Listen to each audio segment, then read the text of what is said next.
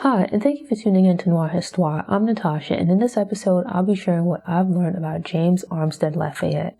Died on August 9, 1830, notable military spy, nationality American. Like many enslaved people of his time, the exact date of James's birth is unknown, but sources cite the year as either 1748 or 1760. It's also unlikely that he was given his surname at birth. The place of his birth is also uncertain, though given that he spent most of his life on a plantation in New Kent, Virginia, it's assumed that James was either born on that plantation or nearby.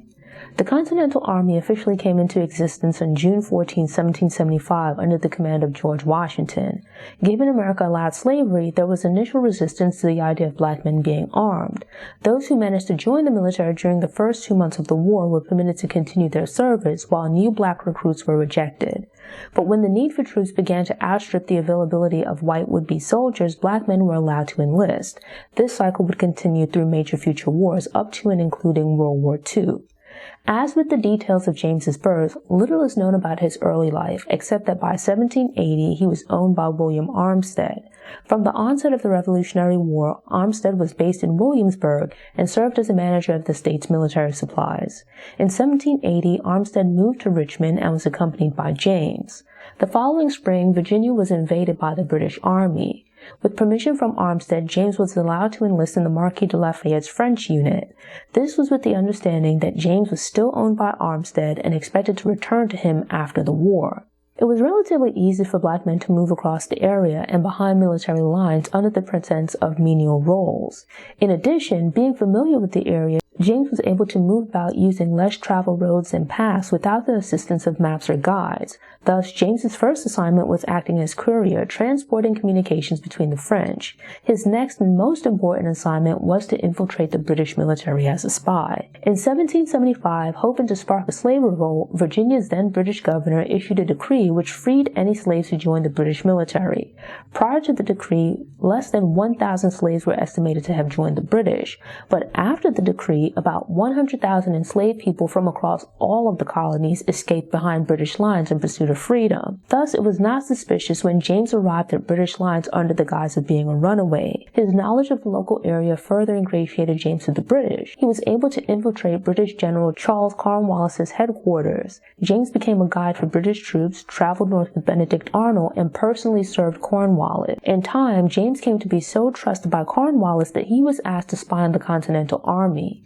With the trust of both militaries, James could easily move between camps. While runaways were granted freedom when they joined the British, they weren't necessarily seen as equals. James's presence was often ignored due to him being a black man in the role of a servant. British military leaders would openly discuss their plans and strategies for troops around him. This enabled James to gather and pass along intelligence to the Continental Army while giving inaccurate information to the British. One of James's most important acts of espionage helped to weaken British forces. He passed along details of British plans to move 10,000 troops from Portsmouth to Yorktown. With advanced knowledge, the Continental Army and French troops blockaded the area and attacked the British. Previously outnumbered by the British and lacking resources, the Continental and French units were able to eventually force Cornwallis to surrender. Given James taking personal risks with his safety to gather and pass along information, one might assume that he was readily rewarded. Instead, James was returned to slavery when the war ended. A law had been enacted in Virginia in 1783 that promised enslaved men their freedom as a reward for having contributed to the fight for the colony's freedom, but the statute was not applied to James due to him having served as a spy. He made several unsuccessful attempts to petition for his freedom, but was ignored. It was not until Lafayette intervened on James's behalf that officials considered the importance of his contributions. The Marquis provided written testimony of James's work as a spy, which was submitted to the General Assembly, but they adjourned. James was officially emancipated in 1787, following the passage of acts by the House of Delegates and Senate. As an act of appreciation, James took on Lafayette's name as his surname, becoming James Lafayette. Lafayette left the plantation where he'd been held in bondage and purchased 40 acres of land on which he farmed and raised a family with his wife. Even with his freedom secured, based on his recognition as a veteran, it would take almost 30 years and multiple petitions for Lafayette to receive a military pension.